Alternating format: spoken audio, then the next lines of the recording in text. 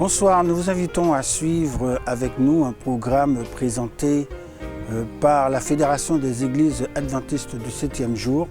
Le message de ce soir, nous espérons, vous sera d'une grande bénédiction et édification. Bonsoir, heureuse de vous retrouver. Je vais vous inviter à imaginer, dans un pays lointain, un agriculteur devait emprunter une voie régulièrement pour l'amener de chez lui à son champ. Cette voie était fréquentée de manière régulière par les habitants du pays. Le roi lui-même l'empruntait pour pouvoir se déplacer tout autour de la ville. Donc imaginez ici une voie passante. Et un beau jour, un rocher sorti des montagnes dégringola et tomba sur la voie.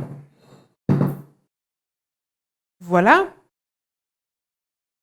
que les gens ont continué à passer, mais à contourner le rocher. Ils devaient faire attention pour ne pas abîmer leurs charrettes, leurs carrosses et autres, mais ils contournaient le rocher et continuaient à passer. Un jour, le roi s'est déplacé aussi et il a vu ce rocher. Et il demande à ses gardes, depuis quand ce rocher est là? Alors ils disent, il y a déjà quelques mois de cela, le rocher a dégringolé lors du tremblement de terre qu'il y avait eu lieu et on pense que ça a déconsolidé la pierre et elle a roulé jusqu'à la voie.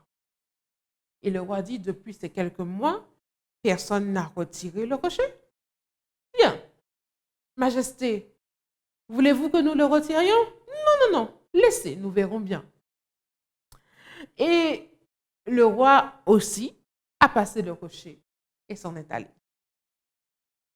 Et voilà cet agriculteur qui revient à son champ après une période d'absence, voit ce rocher au milieu de la voie. Il arrête sa charrette en plein milieu de la voie, descend, récupère un grand bambou et fait un levier pour déplacer le rocher. En déplaçant le rocher, il constate que sur la voie, il y a une petite pochette, un petit sac. Il va, il récupère, et à l'intérieur, il constate que ce n'est pas vide. D'après vous, qu'est-ce qu'il y a dedans? Des pièces, de l'or. Effectivement, des pièces bien dorées, mais pas seulement. Un petit mot, un parchemin.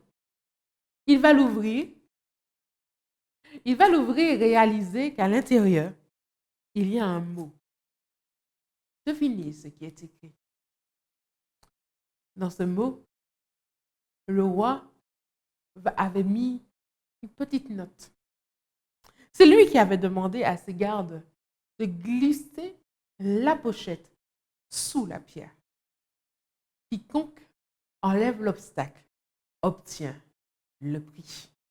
Voilà ce qu'il y avait écrit sur cette note. Notre agriculteur a appris que les obstacles ne doivent pas nous arrêter. Il a appris que les obstacles ne sont des obstacles que si nous considérons qu'ils en sont. Il a appris que son travail a payé. Il a appris que résister aux difficultés et ne pas chercher à les fuir ou les contourner à tout bout de champ, c'est trouver de la valeur.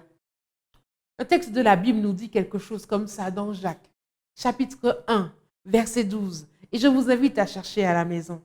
Jacques, chapitre 1, verset 12.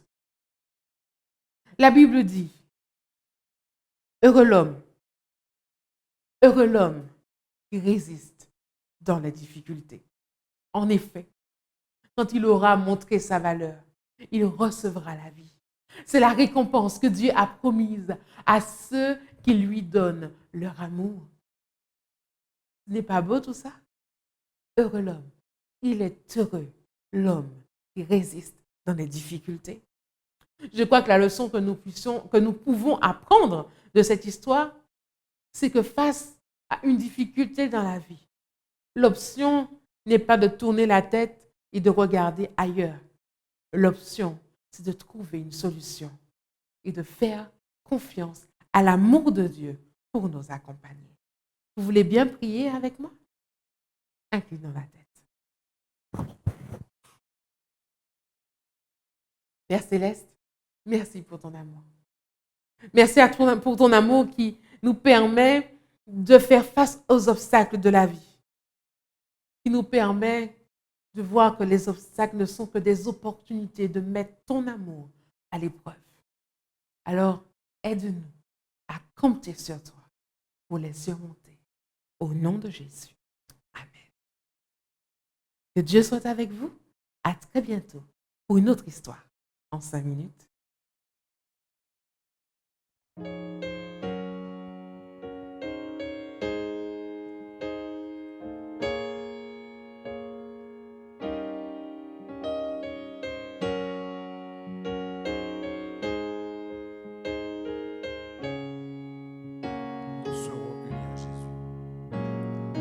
Nous serons unis en Jésus vers un avenir meilleur. Tous rassemblés, nous voulons partager cet espoir. Nous serons parmi les élus pour rencontrer le Sauveur. Nos vies changées, nous serons transformés par la foi. Nous te louons, Seigneur, toi qui vis dans le cœur, ton esprit nous remplit d'une paix infinie. Nous t'adorons, Seigneur, tu es le grand vainqueur. Que ton amour toujours nous conduise. Nous te louons, Seigneur, toi qui vis dans les cœurs, ton esprit nous remplit d'une paix infinie. Nous t'adorons, Seigneur, tu es le grand vainqueur. Que ton amour toujours nous conduise. Que ton amour toujours nous conduise.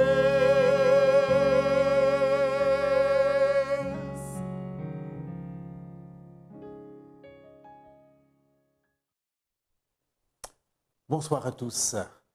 C'est encore un plaisir de nous retrouver pour étudier la parole de Dieu.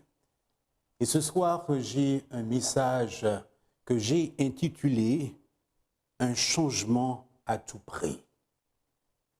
Mais juste avant de considérer ces paroles inspirées, je vous invite à incliner la tête et ensemble, prions. Notre Dieu, notre Père céleste, nous te sommes infiniment reconnaissants pour la vie que tu nous as conservée jusqu'à cette heure. Alors que nous allons plonger nos regards dans ta parole, que ton Saint-Esprit éclaire notre intelligence et que nous puissions communier avec toi afin que nous puissions réaliser, concrétiser ta volonté dans nos vies. Nous t'avons prié dans le beau nom de Jésus et pour sa gloire. Amen. Au cours de ces derniers mois, bien des choses ont changé. La vie a changé, les conditions de travail ont changé. Notre manière d'interagir avec ceux qui nous entourent a changé. Il nous faut à tout prix garder nos distances. Cette pandémie est à l'origine d'un bouleversement inédit qui transforme tout, plongeant plusieurs dans une psychose. C'est pourquoi nous nous sommes retrouvés dans l'obligation de faire des ajustements dans nos comportements pour nous préserver de toute contamination et ainsi vivre du mieux que nous le pouvons. Si les circonstances sanitaires nous ont poussés à redéfinir notre façon de concevoir la vie, il est bon de se rappeler que Dieu est à la recherche d'un peuple dont la vie soit transformée par sa grâce. Dieu veut le meilleur pour nous. Il veut que nous changions. C'est pourquoi la parole de Dieu est une invitation à changer. Mais pour nous, changer, c'est difficile. C'est souvent déconcertant, décourageant. Nous aurons préféré, dans notre fond intérieur, d'être sur pilotage automatique et croire que nous sommes instinctivement des irréprochables. Malheureusement, ce n'est pas le cas. Nous sommes conscients que Dieu aimerait que nous changions afin que nous puissions refléter son caractère et en conséquence, nous faisons tout ce qui est en notre pouvoir dans notre vie pour nous harmoniser avec Dieu. Mais la triste réalité, c'est que nous avons l'impression que nos efforts sont vains. Nous avons souvent l'impression que nos dispositions naturelles prennent toujours le dessus sur notre désir à faire ce qui est bien.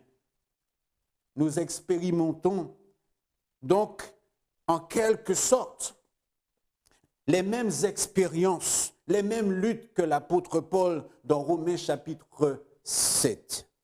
Je ne fais pas le bien que je veux et je fais le mal que je ne veux pas.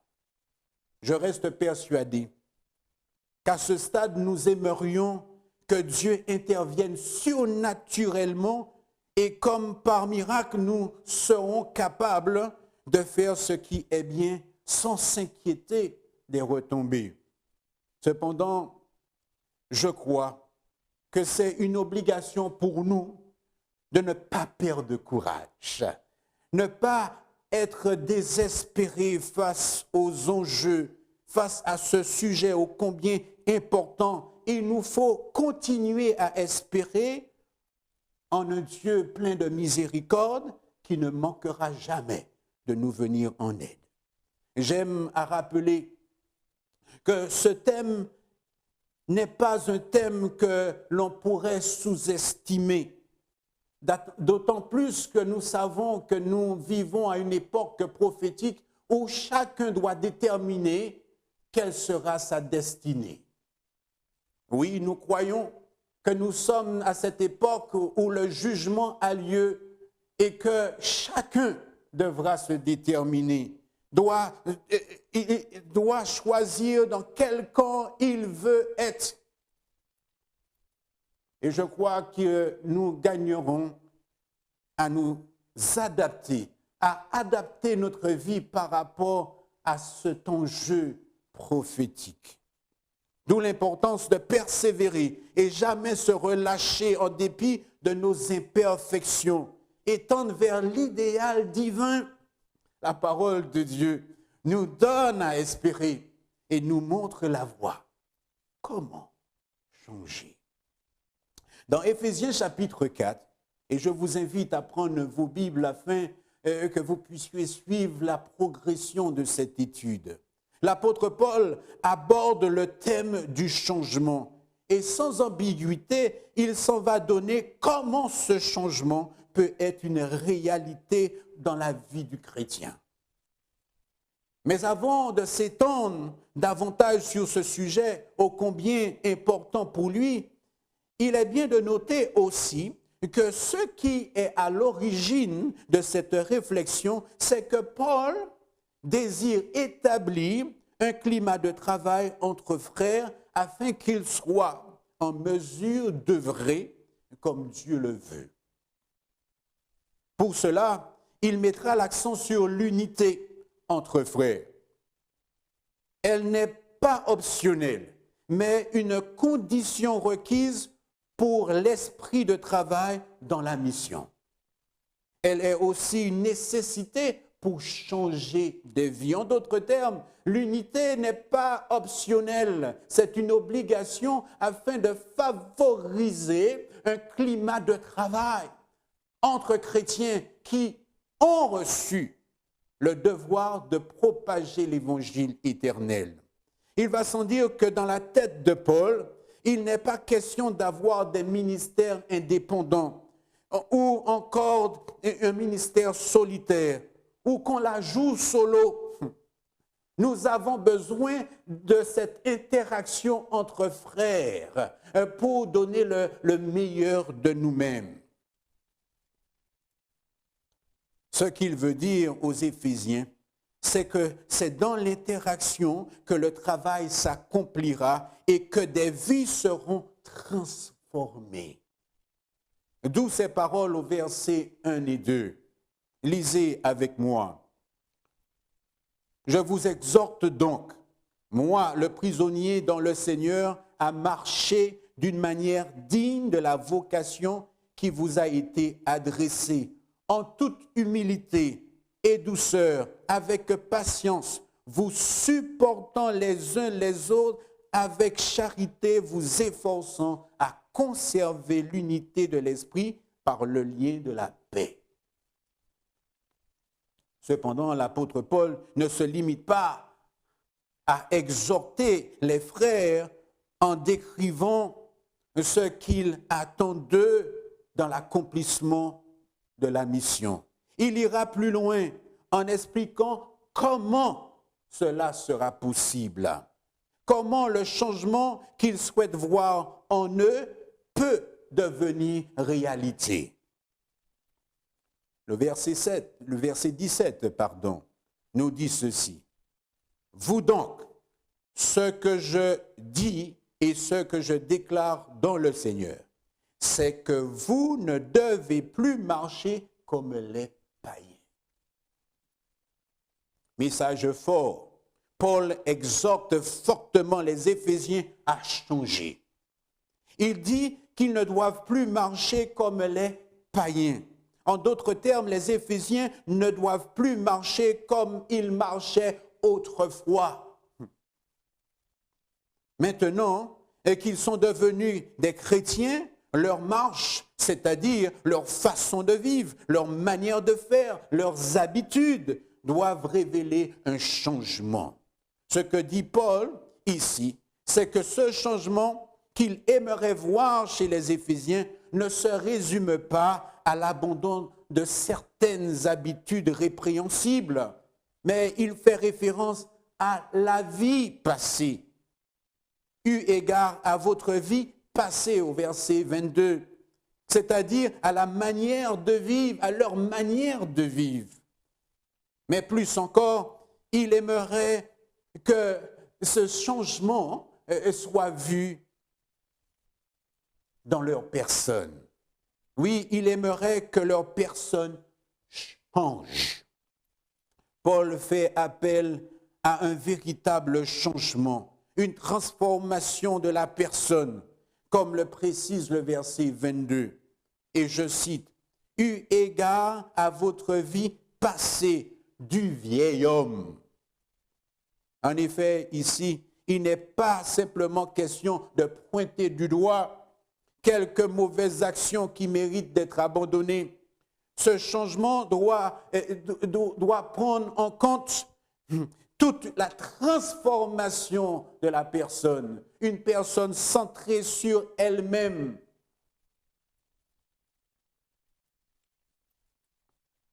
Et l'apôtre Paul s'en va décrire ce type de personne. Au verset 18 et 19, ce sont des personnes qui marchent comme les païens, qui marchent selon la vérité la vanité de leurs pensées. Ils ont l'intelligence obscurcie. Ils sont étrangers à la vie de Dieu à cause de l'ignorance qui est en eux, à cause de l'endurcissement de leur cœur. Ayant perdu tout sentiment, ils se sont livrés à la dissolution et comme pour commettre, toute espèce d'impureté jointe à la cupidité. À bien comprendre le message de l'apôtre Paul, il s'agit ici d'une véritable séance de transformation et non une séance de maquillage pour cacher le passé ou les aspects honteux du passé. Il s'agit plutôt d'une recréation de l'homme,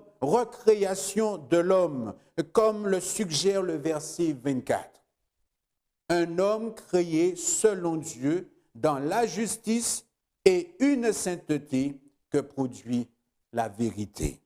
Un homme ou une femme dont la vie est calquée sur celle du Christ. Et une telle vie, les Éphésiens, les chrétiens d'Éphèse la connaissaient en dépit du témoignage questionnable qu'ils pouvaient rendre et qui avait certainement motivé cette exhortation de l'apôtre Paul. Sans doute, ils s'étaient laissés aller à donner libre cours à leur passion ou à leur tendance mondaine et idolâtre dans cette ville d'Éphèse, ce haut lieu réservé au culte de Diane. Mais ce peuple de chrétiens, les Éphésiens, n'étaient pas ignorants de cette vie calquée ou renfermée en la personne de Jésus. Car le verset 20 nous dit, Paul le rappelle, ce n'est pas ainsi qu'ils ont appris Christ. Cela laisse à comprendre qu'ils connaissaient ce qui était bien. Quelle est la vie qui honorait Dieu? Ce qui me semble intéressant dans ce passage, c'est que ce changement, cette transformation de la personne est possible par l'apprentissage. Dieu s'attend à ce que ses enfants changent, qu'ils soient transformés, et cela s'apprend.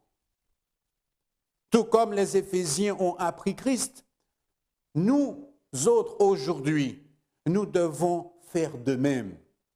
Cela voudrait dire, si nous voulons changer et avoir une vie semblable à celle du Christ, il est nécessaire d'être dans les meilleures dispositions pour apprendre et passer à la pratique. Par conséquent, dans ce processus, nous ne sommes plus seuls, nous ne sommes pas orphelins, nous ne sommes pas des laissés pour compte, nous ne sommes pas livrés à nous-mêmes. Dieu a pourvu et il agira encore pour nous, car nous avons la certitude que celui qui a commencé une bonne œuvre en nous la rendra parfaite pour le jour de Jésus-Christ. Ceci dit, l'apôtre Paul va donc s'étendre sur le comment, sur la manière dont ce changement sera possible. Il dira que ce changement comporte deux phases.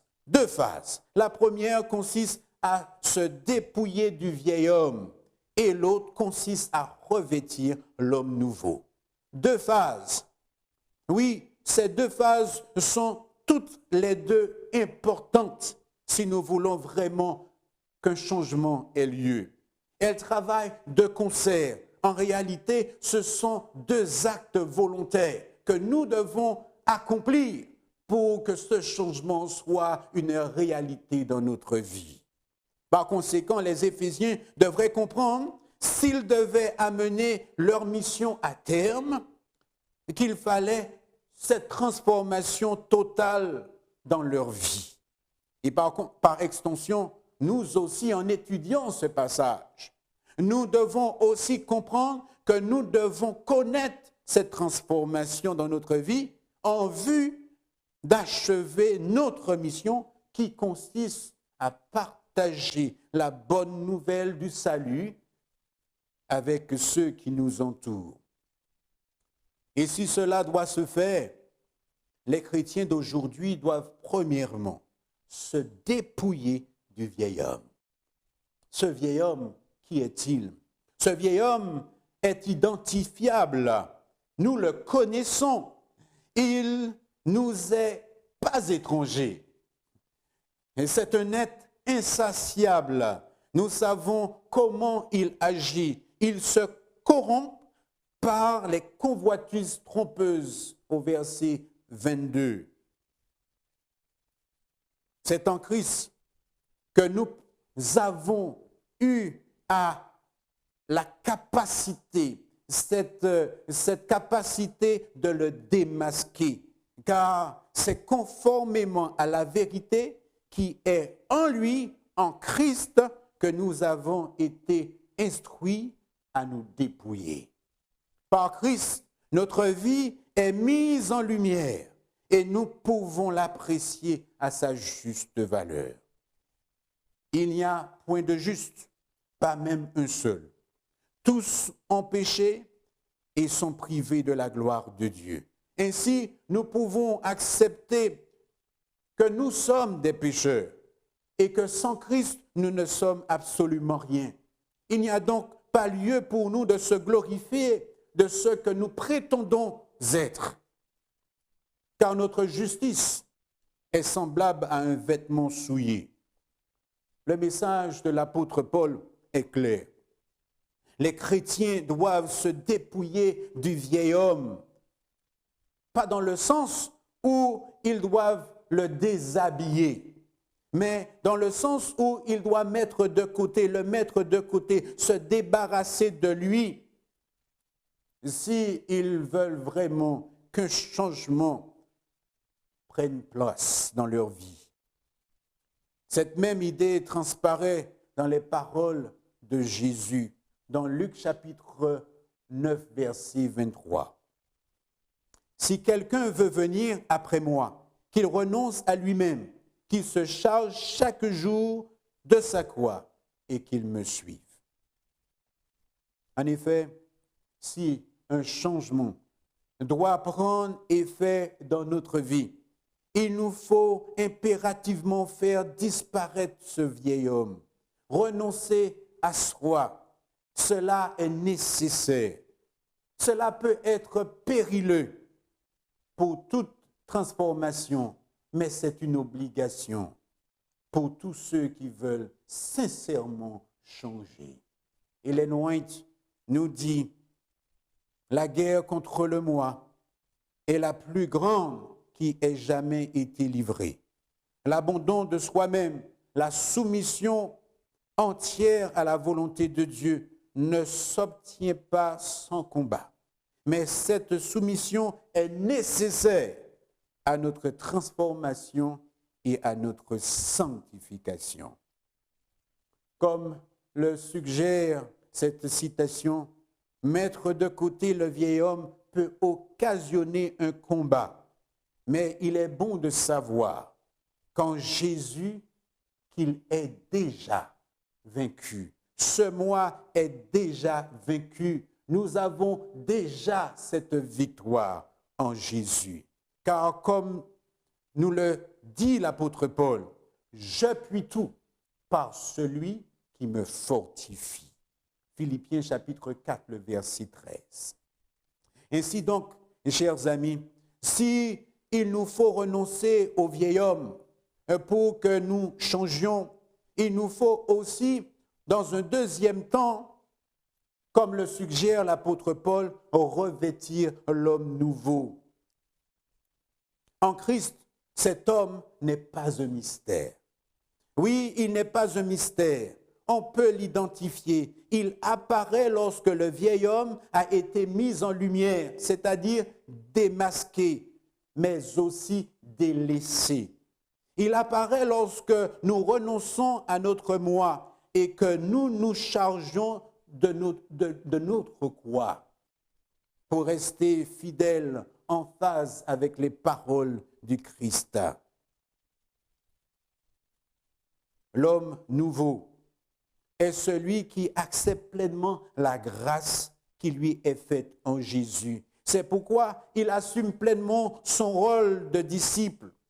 Il accepte par la foi qu'il est une nouvelle créature. Les choses anciennes sont passées et toutes choses sont devenues nouvelles en Jésus. Par conséquent, étant l'ouvrage de Dieu, ayant été créé en Jésus-Christ pour de bonnes œuvres que Dieu a préparées d'avance, l'homme nouveau se fait un devoir de les mettre en pratique. Sa vie nouvelle est un don de Dieu. Elle n'est pas compliquée. Les œuvres qu'ils doivent pratiquer sont toutes désignées. Elles ne viennent pas de lui, elles ne proviennent pas de ses dispositions naturelles. Elles viennent de Dieu. Elles ont été apprises et peuvent être appréciées de tous. L'apôtre Pierre, en était convaincu lorsqu'il exhorta les chrétiens par ces paroles. Mais sanctifiez dans vos cœurs Christ le Seigneur, étant toujours prêt à vous défendre avec douceur et respect devant quiconque vous demande raison de l'espérance qui est en vous et ayant une bonne conscience, afin que, là même où il vous calomnie, comme si vous étiez des malfaiteurs, ceux qui décrivent votre bonne conduite en Christ soient couverts de confusion.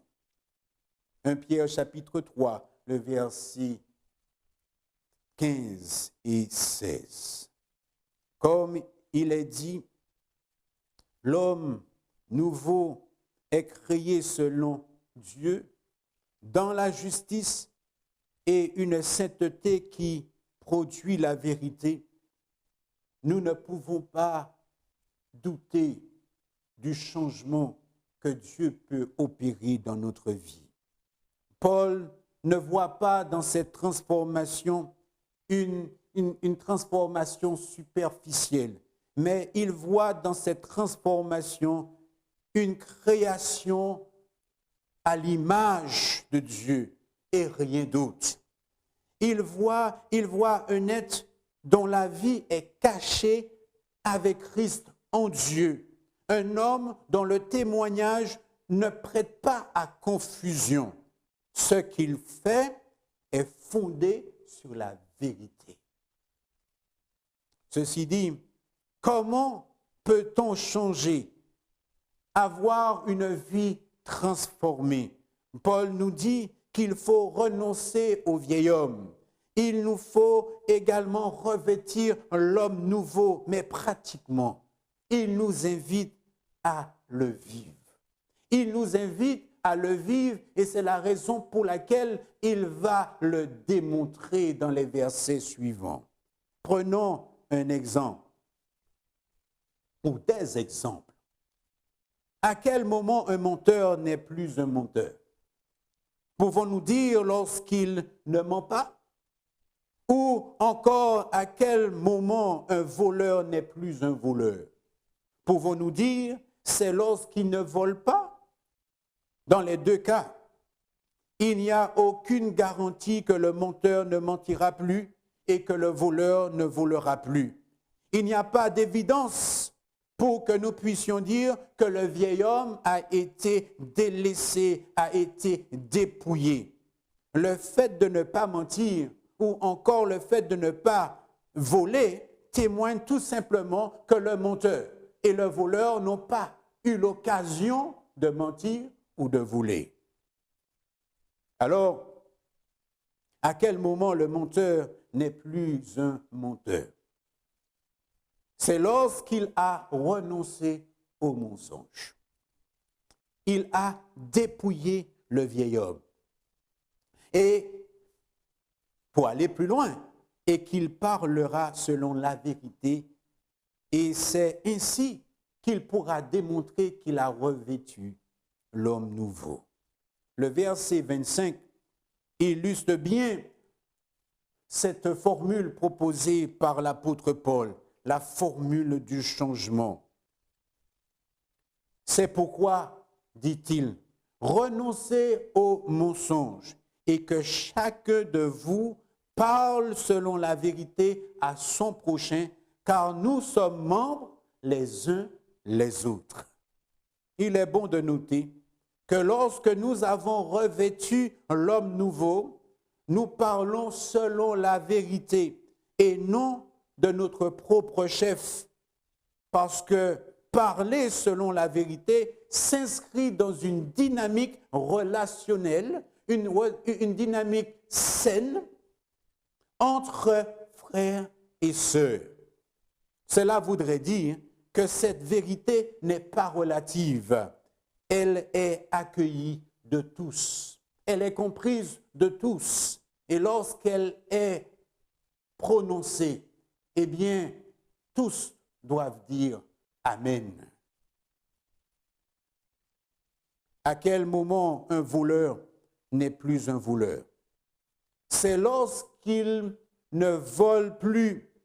Il a dépouillé le vieil homme. Mais cela ne s'arrête pas là. Le verset 28 précise qu'il doit travailler en faisant de ses mains ce qui est bien, pour avoir de quoi donner à celui qui est dans le besoin. C'est à ce stade qu'il aura connu l'expérience de revêtir l'homme nouveau. Oui, à ce stade, il revêt l'homme nouveau qui consiste à ne pas oublier là où Dieu l'a tiré pour contribuer aux besoins des nécessiteux. Ceci dit, la formule proposée par l'apôtre Paul pour changer est une formule que l'Église d'Éphèse devrait appliquer si elle voulait vraiment changer, si elle désirait être un espace de travail propice pour accomplir sa mission. C'est une formule que tout homme, que toute femme, tout jeune peut appliquer dans sa vie pour être une nouvelle personne. Elle ne se limite pas à quelques dysfonctionnements de notre vie. Oui, cette formule peut s'appliquer pour tous les dysfonctionnements, pour tous les mauvais traits de caractère que nous a révélé notre interaction avec Jésus. Cependant, se dépouiller du vieil homme et revêtir l'homme nouveau n'est pas une expérience unique, dans laquelle nous pouvons nous réjouir, nous estimer heureux d'avoir vaincu le vieil homme une fois pour toutes. Chers amis, ce serait mal fait. Ce vieil homme est un dur à cuire.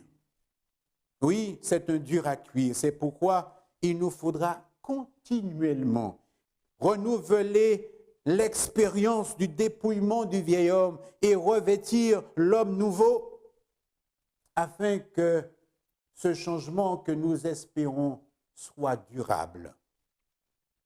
Car en réalité, ayant appris Christ, nous sommes appelés à continuellement progresser, non dans des théories innovantes de la théologie, mais dans la manière de nous conduire. L'apôtre Paul reprend cette même idée et l'exprime de la façon suivante dans 1 Thessaloniciens chapitre 4, le verset 1. Au reste, frères, puisque vous avez appris de nous comment vous devez vous conduire et plaire à Dieu, et que c'est là ce que vous faites, nous vous prions et nous vous conjurons au nom du Seigneur Jésus de marcher à cet égard de progrès en progrès. Chers amis, nous ne pouvons pas nous contenter des quelques victoires sur la vie passée du vieil homme. Il nous faut persévérer, comme le dirait l'apôtre Paul, jusqu'à ce que nous soyons parvenus à l'unité de la foi et de la connaissance du Fils de Dieu, à l'état d'homme fait, à la mesure de la stature parfaite de Christ. Oui, il nous faut persévérer en renonçant au moi et dire qu'il faut que Christ croisse et que je diminue. Il est dans le plan de Dieu que nous formions un peuple digne de le représenter aux yeux du monde entier. Une transformation totale est nécessaire, mais cela ne se produit pas comme par miracle. C'est progressivement et dans la crainte du Seigneur qu'elle se réalise et que cela nous pousse à pratiquer le bien. Ce que Dieu veut, c'est notre sanctification. Ce n'est qu'ainsi que nous serons crédibles dans l'exercice de notre mission. Le Saint-Esprit aidant, nous avons l'assurance que nous avons un atout indéniable pour réformer notre style de vie, nos habitudes, pour faire de nos rêves une réalité. Chers amis, avoir une vie transformée n'est plus un processus complexe que quelques-uns peuvent comprendre. Elle est accessible à tous. Ayant appris Christ, nous devons nous dépouiller du vieil homme, de ses habitudes et de revêtir l'homme nouveau. Et nous devons également persévérer dans ce sens où nous reconnaissons que ce processus est progressif. Mais si nous persévérons, nous parviendrons à ressembler à Christ. Et nous pouvons y croire, car Christ nous a laissé le Saint-Esprit. Il nous conduira dans toute la vérité. Il nous révélera tous nos dysfonctionnements, mais il saura sanctifier les moindres coins de notre vie. Chers amis, puisse Dieu nous aider à croire en ce changement dans notre vie. Qu'il bannisse de notre esprit tout esprit d'incrédulité et que nous puissions être des ambassadeurs, source d'espoir. Telle est ma prière pour vous, c'est pour moi. Amen. Prions. Notre Dieu, notre Père céleste, nous accueillons ta parole. Elle est la vérité. Nous croyons que tu veux que nous changions afin d'être des ambassadeurs, source d'espoir pour un monde enténébré, en difficulté, sans repère. Aide-nous, Seigneur, à nous dépouiller du vieil homme, à revêtir l'homme nouveau et à persévérer jusqu'à ce que nous puissions refléter Christ. Donne-nous, Seigneur, par ton Esprit Saint, cette force pour proclamer ton évangile et ainsi permettre à plusieurs de t'accepter avant longtemps. Reste avec nous, bénis ton Église, bénis chacun de nous en fonction de nos besoins et donne-nous, Seigneur, dans l'unité, à nous lever pour achever notre mission. Nous t'avons prié dans le beau nom de Jésus et pour sa gloire. Amen.